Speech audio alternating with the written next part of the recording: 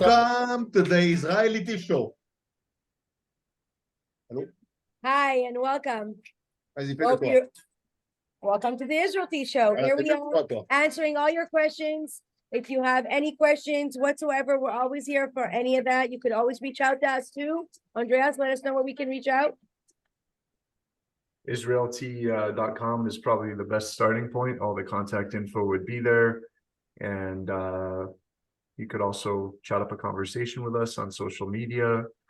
And the whole team is here to get back to you as quickly as possible with any questions, concerns, interests, or issues you might be facing moving to Israel or relocating. Boy, what's the topic tonight?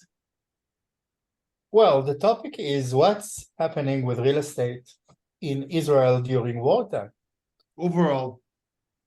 Overall, and specifically, because there are a few phenomena, we touched them in the pre-show. Yeah.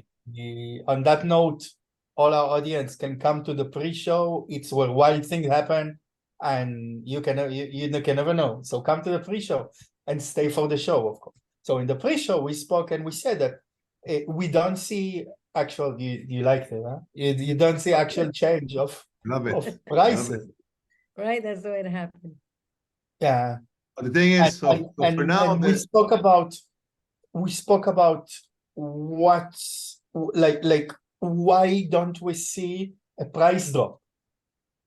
And I think that's a very fair question, and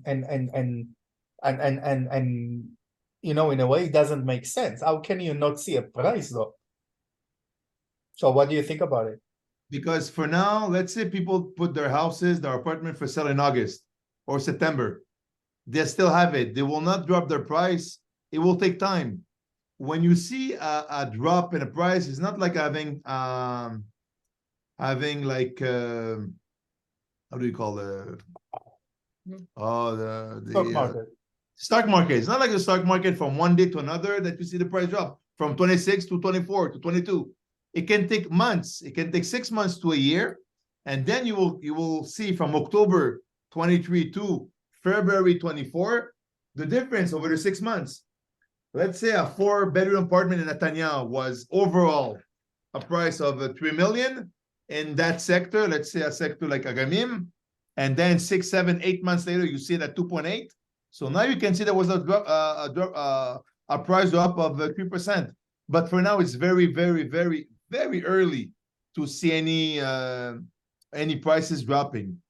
On that note, I did want to add concerning it being very early that we want to address that this whole episode is dedicated and for our prayers and our energy and sending out good vibes to all the hostages. We're still praying for the hostages that are still held on the other side. We have how many left? 139 hostages left, and bring them home. This is a message to all the hostages and all the families, because the whole point of Israel is that we're one, and we're one heart, one community, and this is why we're here for each other. And so this whole episode is dedicated and good vibes and good energy. So we don't see a price drop right now because things are still happening. Like I said, there's still hostages there. They just broke the ceasefire again and again and again and again, and they just broke it again twice, 3 times this week. There was a terror attack in Jerusalem Thursday morning. And these are things that have to be discussed, because it's like a principal on her way to school at a bus stop, and a rabbi of a big community, a woman in her 9th month pregnant, okay, an only child to her parents. These are things that are so, they hit us where it's like heartbreaking. So right now, politics aside, we're all here to say there isn't a price drop because of all that's happening right now. So this is why we have to address first the elephant in the room and say what the events of the world and what's going on right now, and why we're not seeing a price drop, because everything is up in the air. Actually, it makes sense. You know, it's the terrible truth, but it doesn't make it less true. And the numbers I hear, first of all, there are no official statistics. Okay, we don't have that. There are just rumors and think that a feeling, and some a sentiment, like hundreds of thousands of people they work in development firms. They are lawyers. They're part of the industry, are in reserve. They're all a part of the army now. People that are buying from abroad are not coming, or they postpone their visit. So there is nothing concrete. So it's a feeling, it's a sentiment, and The feeling that nothing is moving right now. because of the situation that we're living. yeah, which Yeah. makes sense, because if you were to buy when there is a volatility in the currency value, in the shekel USD, you don't know, it might change from day to another, and It does, which it the does. overall feeling of unsafety or uncertainty, then you will probably wait. And because so many people are waiting, they're like expecting a movement either up or Up down. or down. There's a lot of people waiting right now to sell or to buy. Yeah, Dan, Yeah. you mentioned You don't have to sell, you don't sell, you wait for better time. You know, so I heard that, that's something I haven't think about. But people do not feel safe have people visit their home. Like if you're selling secondhand, okay, people, some of them do not feel safe to open, because you make a phone call and you come for a visit. Yeah. So from the perspective of the owner, you don't want some random stranger coming to your home. Yeah. While your husband is out there serving in For Gaza example, or For example. whatnot, because there's a lot of women families that are left alone. Their husbands are Yeah. out in the serves and they're serving. We have over 120 families here where we live in my village, and this is what we do every Thursday and Friday. We bake challah for these families, for these women. We make about 10 kilos worth of challah for Wow. these families here in Tel Mond, right? So That's- to show that right now everything is so up in the air, the events are up in the air. That's why right now there's a question mark, but the question is there's still a lot of interest and a lot of questions and a lot of estimate and a lot of analyzing, because like you said, the people in the industry are questioning what's happening. Is it going to go up? Is it going to go down? Is it, there's still a lot of interest. There's a lot of American and Canadian, like we said, North American, 2 European Jews, even Australian and South African, that are all curious what's going on in Israel, because anti-Semitism has risen in the world and they're looking into Israel and what's going on right now. Everybody has their eyes on the real estate. So we're here to answer all those questions. Roy? well, I hope you have the answers, because I have my own questions as well. No, you did answer. You said that right now, even in the industry, they're assessing, they're questioning, they're evaluating what's up in the air. What the only answers that we do have is from the people in the industry that are analyzing the situation. But we don't have any concrete answers yet. We don't have any numbers. But there's a big but. People that need to buy a house will buy. People that need to sell will sell, no matter what. Yeah, it's the need is probably 15 to 20% of the market. Exactly. I must buy, but the rest of the market is not that. Let's say it's not that hot. It's not that hot. I know. So the market is in I limbo. The market is in limbo. Things are a bit frozen. And Dan, what you A said little last bit week, a little bit in limbo. Yes. what you said last week, Dan, made a lot of sense, which is that the market is also on top of that little delay or lag effect, if you will. It's also being sort of frozen by the fact that there's a lack of new properties available, a lack of construction being done, a lack of development. There's a being lack done. of finishing construction. People are thinking that they will get their new house or their new apartment January, February, March. There's going to be a gap. There's going to be a big delay. They're talking about minimum 2-3 months of delay. And what was the reason again? You mentioned something. There's a lot of Palestinian workers that are Palestinian workers coming from The West Bank. the West Bank, that they're not coming anymore. Everything was frozen a month and a half ago. No more entry. More than that, a month and a half ago. Whether it was there 18,000 working permits that would come in per day, that ever since October 7th do not come in. They're not coming anymore. And most of them were working in the construction Industry and the finishing of the construction and finishing up of the houses and the whole works. They're like building literally neighborhoods. And now, right now, there's total neighborhoods that are left to. Put it this way, in front of my house, they're building cottages, maybe 200 to 250. Wow. Usually A whole neighborhood. in front of my house, but it's a big neighborhood in Tel Monde. You have a lot of movement. Now, little movement. Maybe I don't know. You'd Maybe hear the hammering, 7, 8 o'clock, the drilling. yeah, that's it. Like now, It's there's like you hear the birds. you hear the birds in the morning. Okay, well, I mean, if people Nothing is aren't, moving.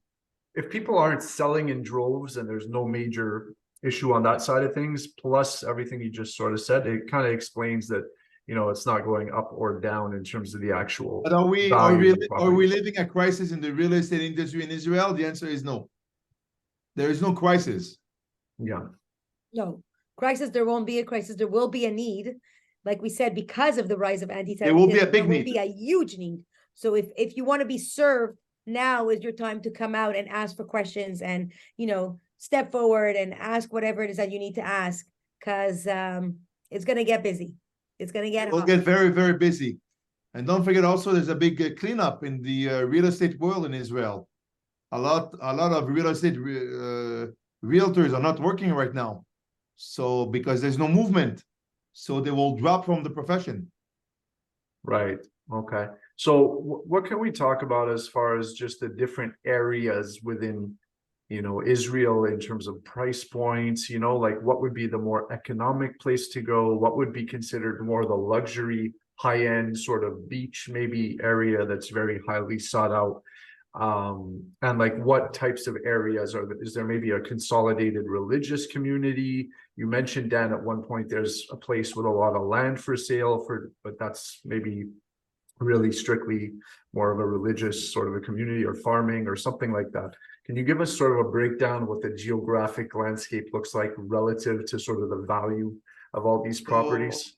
So us at Israelty, we cover from Zichron Yaakov, which is in north, until Tel Aviv. So we cover, we can say, the Sharon area. Us, we And live then- in the middle in Tel Monde. It's a small village with 13,000 inhabitants over here. You have two kinds, let's say, not properties, but two kinds of real estate, either on the sea or inland.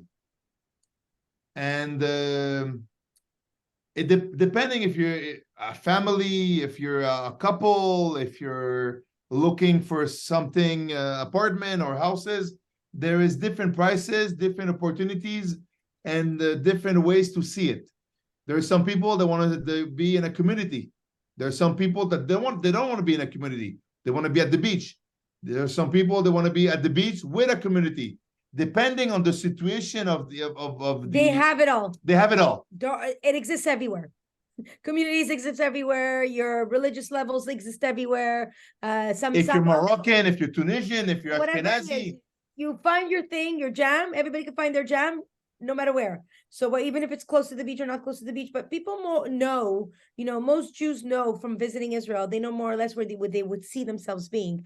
Also, there's a question of like, you could, let's say you want to live in Tel Aviv, you're 25, 30, you're single, or you're newly married, up to 2 children. That's when you start thinking, okay, I want to live in a place where there's, like not the city, and move more to the suburb. And so there are suburbs and there are communities, no matter where you go, and it could be found. It's not a problem. And whether it's in front of the beach or not in front of the beach, or what type of community, or what you and as you know, prices are not the same. Tel Aviv, you're gonna buy an apartment at 100 square meter, 6-7 million, depending 8 million, depending on which neighborhood you're in. For that price, you can have a nice villa or a nice cottage in my place in Tel Monde. Right. 250 and 300 square meters, depending on what you're looking for. Always. Maybe you want the view of the beach. Maybe You want a view of the beach. You want something else. You want something a little more quiet. You want to be living in the industrial, wherever you want to live, there is, like everywhere else. And you find your affiliation, you go visit here, there, you go check it out, and we team it up. And yes, there's a gap in price. Of course there is. Okay, I'm guessing the further you go away from either the beach or the main cities, that's where prices will go down a little bit. A little bit. A little bit. It depends. It depends where you're going. Okay, so Haifa, let's say, for example, is known that anything next to the beach is not the best neighborhoods. But everywhere But that's for else Haifa. in Israel, that's Haifa. But everywhere else in Israel, next to the beach is usually more pricey. And then as you go up from the beaches, it'll be less expensive, and the neighborhoods. And then when you go up the mountain, like you're on the beach, it's the most expensive. You go away from the beach, but when you start climbing, prices incline again. No, when you go to Jerusalem, so I think the most expensive property in Israel is with view to the Kotel. Oh, yeah. Absolutely. View to the Kotel, which is the Western Wall, is absolutely priceless to a lot of people. And they're ready to buy themselves an apartment there for a few millions, and it's priceless to come and spend the holidays in Israel. And they come for many They will come holidays. for Rosh Hashanah, they They'll will come come for for Sukkot. Eiffel, for Yeah. Pesach, they will come for Sukkot, they will come for the summer. So having an apartment next to the Kotel, there are holidays throughout the year that they can come and attend. Okay, that's really great to know. And what about, what would you consider some of the hot spots, like some of the areas that are just super highly sought out compared to other areas within Now the you have a areas served? few areas that are like under construction and beachy that they're building communities with, and it's like in Netanya, they build a new area. It's called the Piano.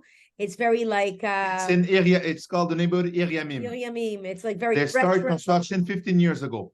modern, and they cater to a little bit of everything. And how do we know that it's a catering to a little bit of everything? You walk into the Chabad, let's say, of the Iriamim, and you have English, French, Hebrew. That's, like pamphlets being given out in those three languages, so you know where you're at. There's a big mix. So there's a big mix, and it's younger, it's a nicer crowd, it's in front of the beach, beautiful condo buildings, the type where you have the security guard, the tennis courts, and the gym downstairs, high-end, luxurious type of buildings, you know what I mean? And like a whole center and a whole area around the area, and a lot of cafes. So there's a lot of beautiful new places in Petah Tikva. You have gorgeous places, beautiful neighborhoods in the Emma Moshavot area, where you have some celebrities even living there. I don't know where else. I'm at Tel Aviv, but even I will tell you that right now, also concerning neighborhoods, at one point, Ashkelon was very nice, low end real estate. It doesn't cost a lot to get yourself a nice apartment in front of the bay, in front of the marina. Beautiful apartment with a view of the marina. But then the war happened, and Ashkelon is like neighboring neighborhoods a few kilometers away from the Gaza Strip, and now Ashkelon has become unfortunately a ghost town. So For now, until there's peace. But right now, then I don't think anybody, wants to be leaving the United States to come into something that's close to the Gaza Strip, next to Ashkelon, next to Ashdod, because then any type of neighborhoods that's like right next to the borders, near the border of the Gaza Strip, they're not going to want to be. Although the people that are close to the border that were destroyed, their mentality is, of course, we're going to go back and build, because this is the kibbutz mentality. It's we build it together as a family. It's about, the mentality of the Zionist mentality of building the land for the land, which is beautiful. But they plan to go back, and they plan to rebuild what was broken and destroyed and massacred, but they plan to rebuild from it, which they will. And but what I'm saying is that those are less sought out places than if we say Netanya, where they haven't received the siren in Netanya.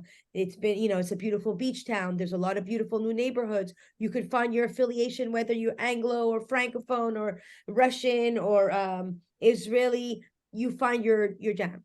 Are there little communities organized like that for Russians and French people? Yes, there is. Yeah. Then maybe you want to be in the land, and then you have Kfar Saba or Ranana or Herzliya or the Sharon, Ramat Sharon. Those are very nice areas that people could choose to live and send their kids to schooling. Very good schools over there. End up having higher education, and their kids will follow into, wanting to pursue higher education and living in an area where those things are, ambitious. Degrees and education is important. And are there like closed communities of either religious people or non-religious people that are like gated communities or private like communities set aside like that? No, there are places, let's say like in Bnei Brak, you can't really drive through on Shabbat because it's very highly orthodox and religious. But there are closed neighborhoods where they will close up their gate on Shabbat, like a few kibbutzim and moshavim. On Shabbat, they close the gate and you can't walk in. It's a gated community. Yeah. After 11 o'clock, they have a security guard that closes up. So anybody that drives in, they either know them or whatnot. They don't just let, people go in and out. But they don't, it's not like Panama where they're going to Like ask for Panama, like a where passport do you to live? A come into passport the to come in. synagogue. No, like, certain things like that. It's security wise. Here, you're still feeling safe within the country. Okay, that's nice to know. And what can you tell us about specifically maybe for families like yourselves? And you guys are based out of Netanya. So can you tell us a little bit why that was your prime choice and how you saw that as a good opportunity for families over there? Well, first, what it is a suburb of, it's considered a suburb of Ranana. We're not in Netanya. We are not far from Netanya. It's a driving distance there. There are some people that do send their kids to private institutions in Netanya, like Chabad, and they send them to Netanya because they have great schools there. But people here could send their kids to schools in Ranana easily. There are rides there. And then there's also Kfar Saba and the Sharon is an option to send their kids to the schooling around. We chose this place because of the Anglo community, because we're The getting education for the French kids. and the English, the education for the kids, great schools. Hospitals are usually another Everything's consideration. nearby, 10 minutes away. You have clinics 10, everywhere. 15 minutes away, clinics everywhere. It's a great medical system where it's like, it's not a problem when everything is 10, 15, 20 minutes away. And real nearby, and everything is accessible. And Okay. it's a very nice suburbia place to raise your kids in. So it's like it's 1 o'clock in the morning and your 13-year-old is out. You're not worried. And how do you guys feel about the quality of the healthcare and availability and pricing of healthcare in Israel? Well, what we do is that we compare it to what we know, and what we know is Canada. And unfortunately, although Canada is known for their Medicare and their amazing medical service, they're not that amazing when it comes to the way they work with their triage, the way they work with their in Canada. The waiting lists are horrible. Yeah. In Canada, if your long. kid, we raised little kids, little boys, and boys will be boys. And we raised little boys in Montreal. And every time one of them would fall, and all they needed was a little bit of glue because they opened up over here, where something like procedure like that in Israel takes literally 45 minutes to an hour. You're in and out. In Montreal, it lasts 12 hours. Yeah, I remember it lasting 8 hours because on that day I was in contraction with my third, and I kept on trying to tell him, can you leave? They want you to leave your meeting and come and replace me. And it was after 8 hours of waiting calmly, nicely, as a nice, calm Canadian, and asking, can a doctor please come and see my son and just maybe put a little bit of glue, and I could leave to my doctor's appointment because I'm having contractions. 100%, man. And they're like, sorry, ma'am, get your husband to leave his meeting and come and replace you because there's no way. And that's something like that in Israel. It's like, what? Within an hour, you're in and out. You're done. I had my son. He fell right in front of the house, both hands during COVID. Boom. He broke both hands. I don't know how a child is able to break both bones on both sides. He had two casts. Within an hour and a half, we had done x-rays. We went through the whole procedure because you don't go straight to the hospital. There's a better triage. They make you go to the moked. You make you go to specific places. It's a different way of doing business. The logistic over here in the healthcare system is, put it this way, it's day and night. It's it's comparable to the bank system in Canada. In Canada, the bank system is when you go and you say, hi, I'd like to get a loan, they see that you have at another bank, a TD bank or whatever it is, your whole history. Same thing over here. Here, it's the same thing concerning the healthcare system. I don't have to go repeat from doctor to doctor to doctor. I went through my father who had cancer in Canada, and I went through the whole system with him, and it was hell. I had to repeat the story again and again. And that doctor said this and this and this what happened. And then 3 months later, the chemo, and it was crazy. Here, I open up. My doctor looked at me, and after a month of living in Israel, he said, whoa, your father had colon cancer. You need a colonoscopy. Boom, boom, boom, boom. I was in shock. I walked out of there with all these referrals, and he's like, you're going to colonoscopy? He said, why didn't you get a colonoscopy in Canada? I said I was on the wait list for 3.5 years and I'm still waiting. Was it really 3.5 years? I was on the wait list for 3.5 years before I leave in Canada. I called and I said, I would like to know maybe there's a place for my colonoscopy because I've been waiting 3.5 years. And before I leave, he said, sorry, ma'am, you're still on the wait list though. Thanks for letting me know. Okay, bye. And then when I got to Israel within a month, my family doctor saw he's like, what? He was shocked himself coming from South Africa as a doctor that Canada has a great reputation for their medical system. But I have to say that's far from even it's comparable to the private healthcare that you get in America. Eleni, that's great information, and I love what you just said because it totally resonates with me as a Canadian, and I've been here my whole life, 39 years here in Canada, and I can tell you that I was with my niece who was bleeding out of her head. She was maybe 3 or 4, whatever, 5 maximum years old, and she had fallen, and it took 3.5 hours for somebody to show up and give her a little bandage or something like that, temporarily, while we then continued to wait for care. So it's exactly what you said. It's not even exaggerated here in Canada. We lived it. We lived it. We lived it. And then 2 months after we arrived, my daughter, something happened. She had blood coming out of her ear. My other daughter thought she was cleaning her ear, and don't ask.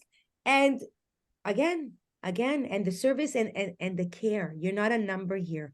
They go to me, wait, you're gonna hold her in your arms. It was late at night, and I was holding her in my arms. They brought me a teddy bear, they brought me a blanket, and they brought me a stroller.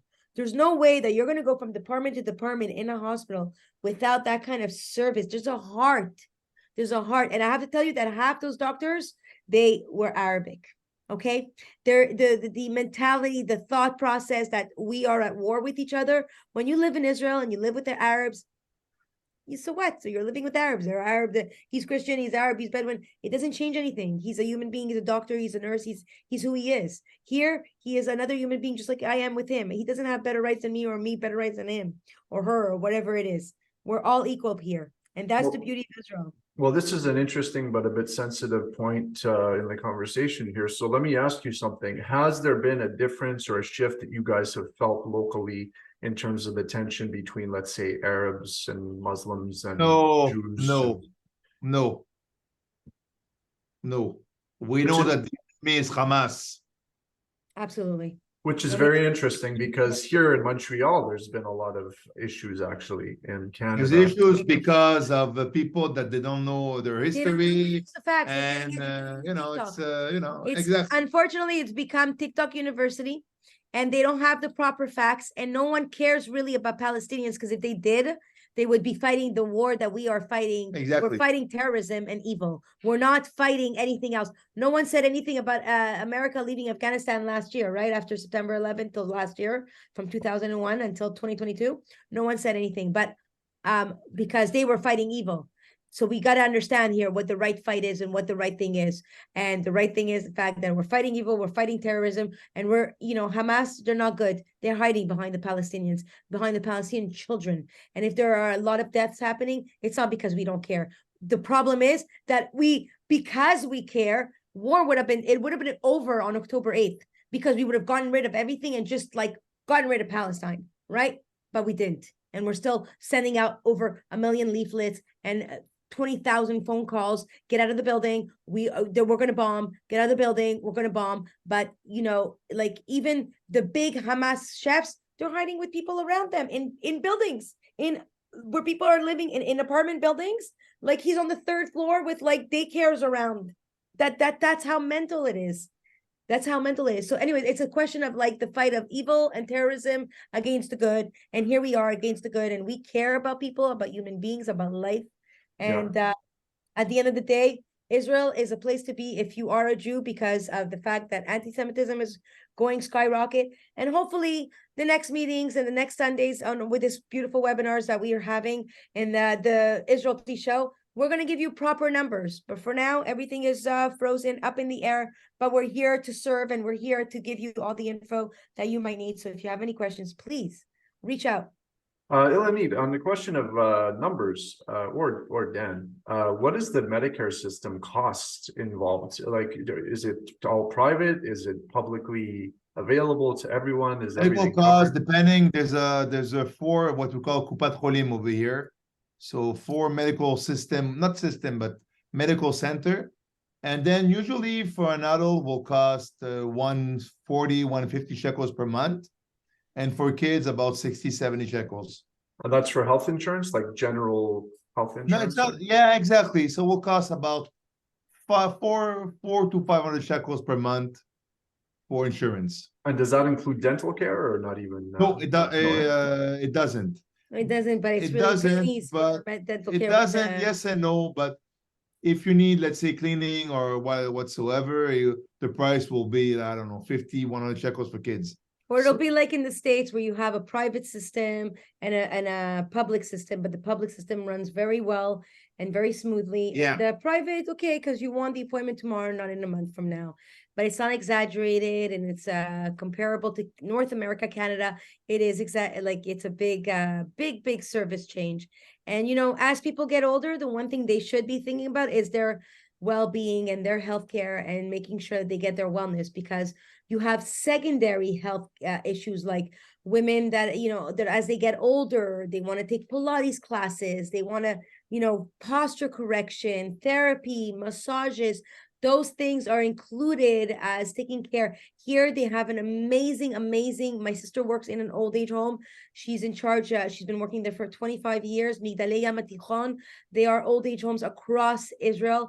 And they really take care of their third, they're called Agil Shlishi, the third generation, which is the older generation, golden age.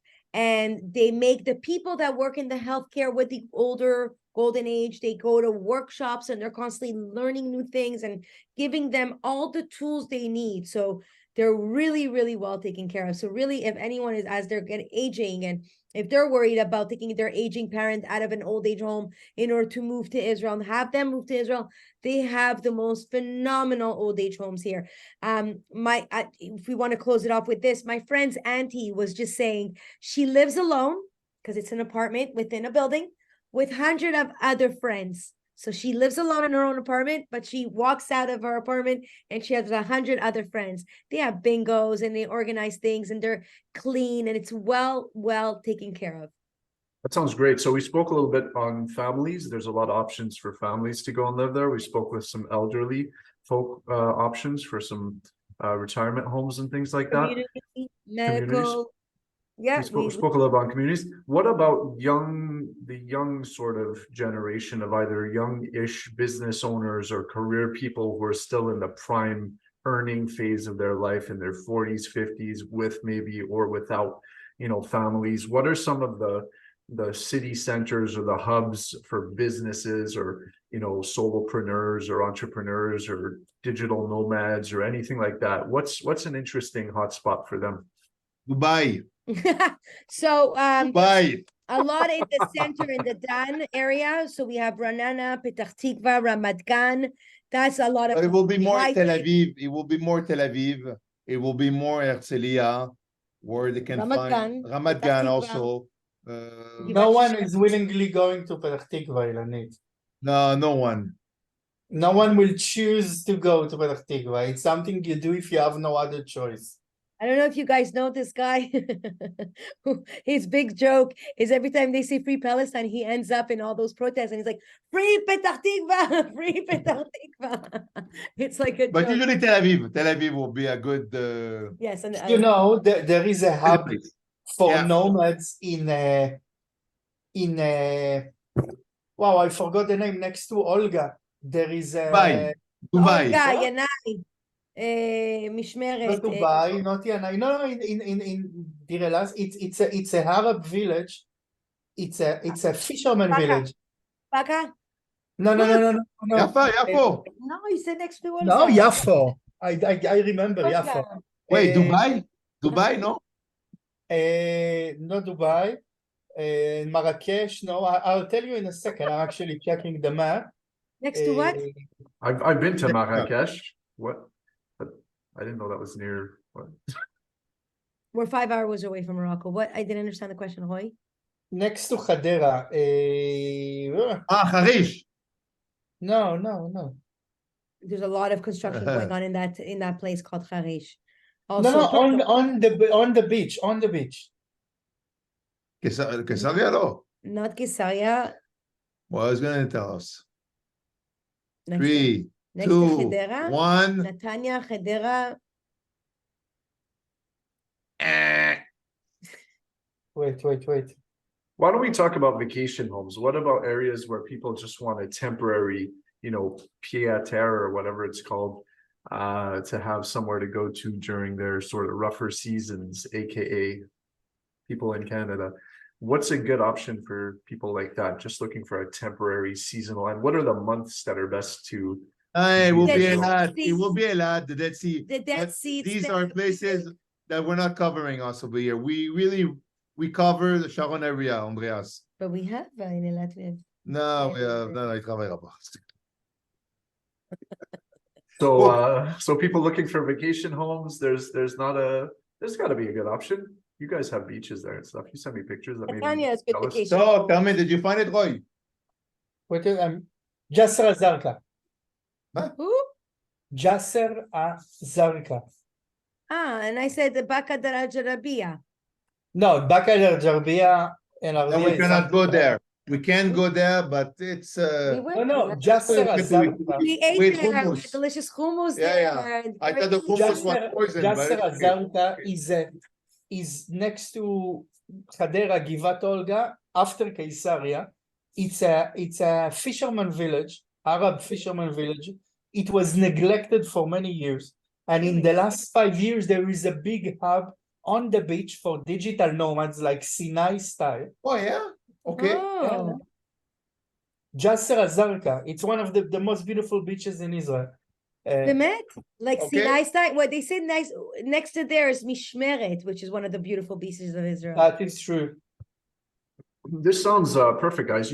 One thing we didn't really talk about are actual numbers, like what it could actually cost to buy a property in Israel. I mean, we've spoken, Dan. That will be for the next show of the Israelty show. Okay. Covered many points On the- tonight. Coming next on the Israelity show. Stay Right. tuned. Stay tuned Stay for more tuned in info. the Israelty show, and hopefully for the next one, no more Hamas. Let's hope. And then we can talk talk We got numbers. one week That's- to go. Next week. It's That's right. And 1 week hostages ago, coming back I home. in my army. Yeah, next week would be the 10th. So December 10th, same time, noon Eastern. That's 9 o'clock in the morning Pacific, and that's 7 p.m. in Israel Standard Time. The Israelty show. That's right. And see you next time for the Israelty show. Bye-bye.